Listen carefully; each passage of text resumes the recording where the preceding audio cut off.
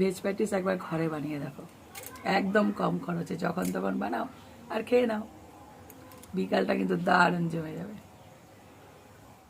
নমস্কার বন্ধুরা, আমার চ্যানেলে তোমাদের সবাইকে স্বাগত জানাই। আচ্ছা, একটা দারুণ স্ন্যাক্স নিয়ে এসেছি, যেটা এমন কোনো বাচ্চা থেকে বড় সবার প্রিয়।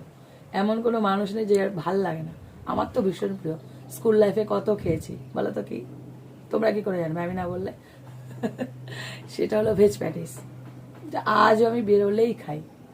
আমার অন্যান্য প্যাটিসের থেকে ভেজ প্যাটিসটা খুব প্রিয়, তো আজকে আমি শেয়ার করবো ওটা। একদম ইচ্ছে মতো খাবো, আর একটা না। তো চলো শুরু করা যায়। এখানে আমি আলু সেদ্ধ করে ঠান্ডা করে নিয়েছি, একদম ঠান্ডা করে নিতে হবে। এবার আমি খোসা ছাড়িয়ে নেব, একদম গরম যেন না থাকে, তাহলে কিন্তু যে স্টাফিংটা রেডি হচ্ছে না ওটা কিন্তু নরম হয়ে যাবে। ঠান্ডা করে নিলে একটা টাইট ভাব আসে, এই আর কি। তো এটাকে আমি পুরো খোসাটা ছাড়িয়ে নিই। আমার উনুন ধরানো হয়ে গেছে, একটা মাটির তাওয়া নিয়েছি। এর মধ্যে বাদামগুলো ভেজে নেব, চিনে বাদাম। কি মজা লাগে মাটির জিনিসে রান্না করতে। এবার এটাকে খুব সুন্দর করে ভেজে নেবো যতক্ষণ না খোসা ছাড়ানোর মতন ভাজা হচ্ছে। দেখো বাদামগুলো অনেকটা হয়ে এসছে, সবকটা ফেটে ফেটে হাঁ হয়ে গেছে। ওইটা মানে বাদাম ভাজা হয়ে যায়? আপনি জানেন না বুঝি? না। বাদামটা দেখো পুরোপুরি ভাজা হয়ে গেছে। এবার এটাকে তুলে নেব। এবার এই তাওয়ার মধ্যে আলুর যে পুরটা হবে সেটা রেডি করব। প্রথমে এর মধ্যে দিয়েছি একটু তেল,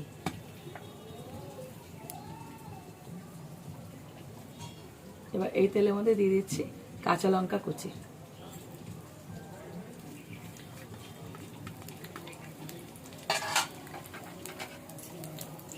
দিয়ে দিচ্ছি একটু আদা গ্রেট করে।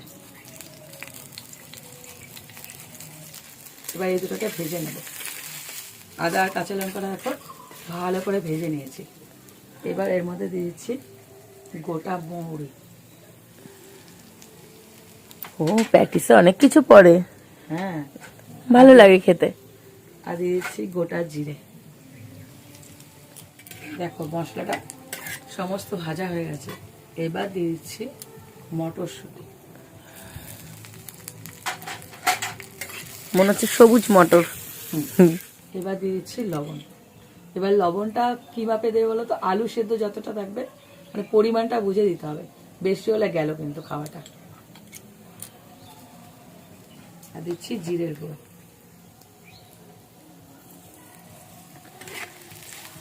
মটরগুলো যখন পুরোপুরি ভাজা হয়ে যাবে, এরকম চাপ দেবে, দেখবে ভেঙে যাচ্ছে, মানে গলে গেছে। এবার এইটুকু চেপে দিতে হবে। এবার দিয়ে দেবো আসল জিনিসটা, যেটা হলো সেদ্ধ করা আলু। তোমরা ম্যাশার দিয়ে ম্যাশ করে দিতে পারো, অথবা হাত দিয়ে চটকে দিতে পারো। আমি একটা গ্রেটার দিয়ে খুব সুন্দর মিহি হয়েছে। হ্যাঁ, মাখনের মতো। মাখনের মতন না না, চিজের মতো। আলুটা এবার গ্রেট করে দেবে, আর এরকমভাবে মেশাতে থাকবে, ওলট পালট করে করে। মানে এই যে পুরটা, এটাই কিন্তু মেন। দেখো বাদামগুলোকে আমি খোসা ছাড়িয়ে নিয়েছি, ভাজা বাদামগুলো। এবারে আমি একটা হামানদিস্তা নিয়ে নিয়েছি। এগুলোকে একটু মানে হালকা করে ভাঙবো, পুরো গুঁড়ো হবে না, মানে অল্প অল্প দানা থাকবে।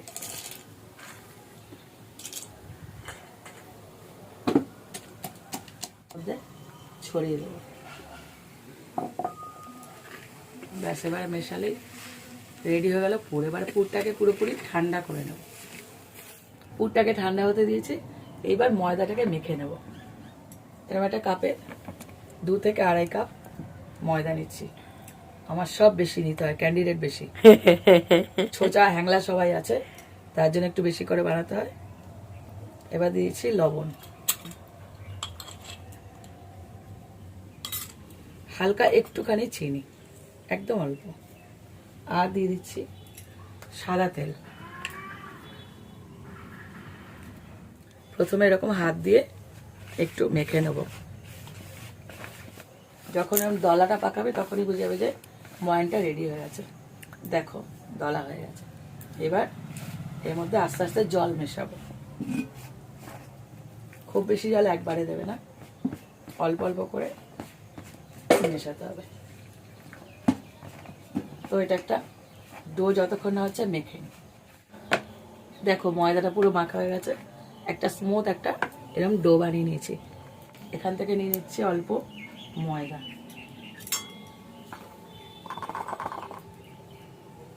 এবার এর মধ্যে দিয়েছি সাদা তেল,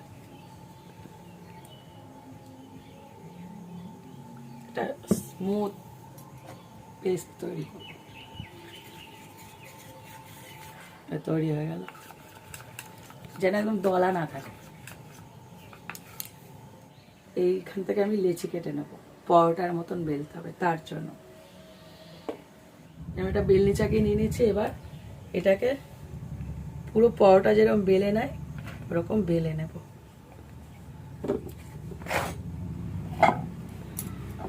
প্রত্যেকটা পরোটা এভাবে একটা করে বেলে নেব।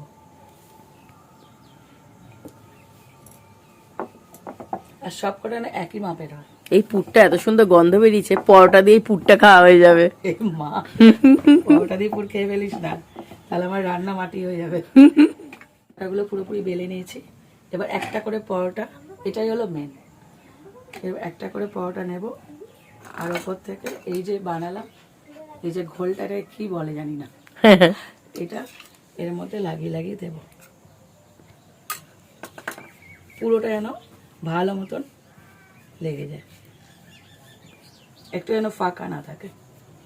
এবার এর উপর থেকে আরেকটা পরোটা দেব, প্রত্যেকটা উপর থেকে এইভাবে ও, দিয়ে দেব। ওই জন্য এরকম হয়। হ্যাঁ, লেয়ার যেগুলো দেখিস না, ওই লেয়ারগুলো এর জন্য তৈরি হয়। এবার প্রত্যেকটা আমি একটা করে পরোটা নেব, আর একই প্রসেসেই আঠাটা লাগিয়ে নেব। ঠিক আঠাই বলছি, আঠার মতোই তো দেখতে হচ্ছে। প্রত্যেকটা আমার আঠা লাগানো হয়ে গেছে। এবার এটাকে ফোল্ড করব।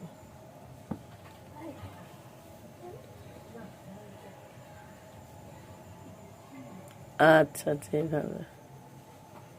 এই তো। এবার এটাকে মুটকুটাকে বেলে নিতে হবে। কি মোটা! গদি দেখো, এটাকে আরো বড় করার জন্য একটা প্লেটের মধ্যে নিয়ে নিলাম। এটা মাটির থালায় আরো বড় করতে হবে, অনেক মোটকু তো। হ্যাঁ, বিশাল মোটা, মোটা সোটা। এই দেখো, এটা যতটা পেরেছি বড় করেছি, এর থেকে আর বড় করতে পারছি না। এটাকে এবার কেটে নেব। এবার একটা পিজা কাটার নিয়ে নিয়েছি, এটা দিয়ে কেটে নিচ্ছি।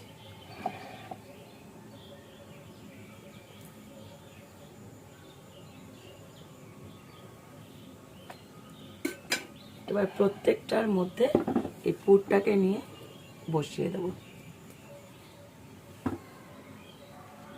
আমি সাজিয়ে নিয়েছি পুরগুলোকে। এবার একটা করে এরকম ভাবে তুলবো, একটা করে ভাগ নেব,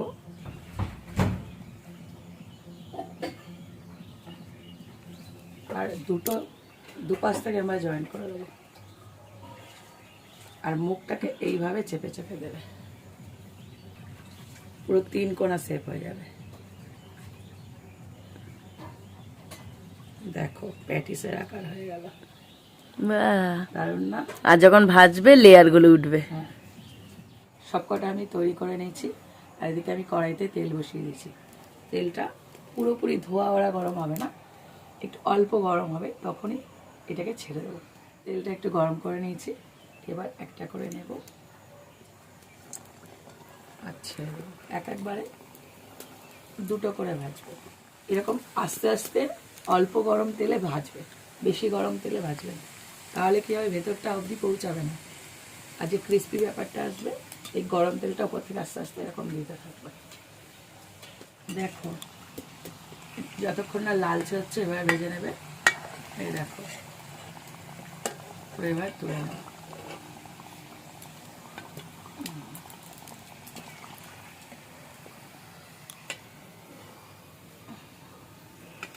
দেখো সব কটা ভেজে নিয়েছি, তোমাদের দেখাচ্ছি। দেখো কতটা মোচমোচা হয়েছে। খাবো না, লজ্জা লাগছে। তোমরা এইভাবে বানিয়ে দেখো ভেজ প্যাটিস, কম খরচ, দেখলে তো একদমই কোনো খরচা নেই। যখন তখন বিকালবেলা বসে বানাবে আর সন্ধ্যাবেলা চায়ের সাথে খেয়ে নেবে, যখন ইচ্ছা তখন এই রেসিপিটা শেয়ার করো। দেখলে তো কি সহজ। আর ভালো লাগলে একটা লাইক দিয়ে, আমি আশা তো করতেই পারি যে একটা লাইক পাবো। আর কমেন্ট করো কেমন লাগলো খেয়ে। আর এরকম আরো রেসিপি পেতে আমার চ্যানেলটা সাবস্ক্রাইব করে দিও। আর যারা ফেসবুক থেকে দেখছো তারা আমার পেজটা প্লিজ ফলো করে দিও। তো আজকের মতো টাটা। টাটা।